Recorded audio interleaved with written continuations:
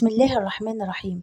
اللهم صل وسلم وبارك على سيدنا محمد. دوس لايك واشترك في القناة وما تنسوش الشير وابعتولي أحلامكم زائد الحالة الاجتماعية. معانا حلم من مريم متزوجة. حلمت إني أكل بوريك الجزائري وكان طعمه لذيذ وكان زوجي سعيد به جدا.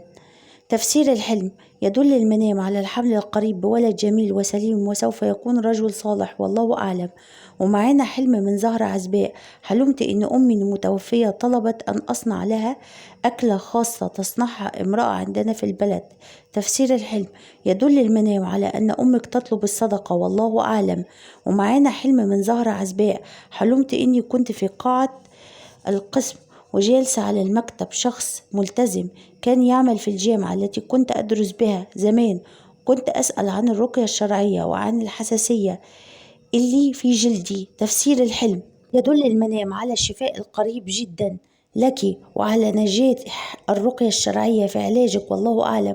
ومعانا حلم من سلمى عزباء. حلمت إني كنت في بيت مجهول وأنا وعروسة وجالسة على كنبة وكان في الغرفة سرير أطفال ما يعرف بالمهد، فقربت إلي وشاهدت في الغرفة وجرانا أبو بكر واقف بجنبي التسريحة، ثم شاهدت نفسي واقفة وحاملة طفل بيدي وأقول في الحلم: هذا اسمه عرفات وليس فرحان.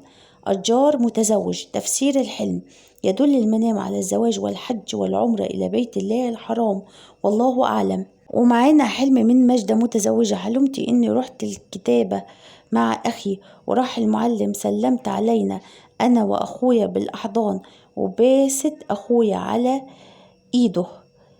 تفسير الحلم: يدل المنام على سماع أخبار سارة قريبا جدا وعلى حدوث أحداث سعيدة والله أعلم. وأسيبكم على خير وابعتولي أحلامكم. سبحانك اللهم وبحمدك، أشهد أن لا إله إلا أنت، أستغفرك وأتوب إليك.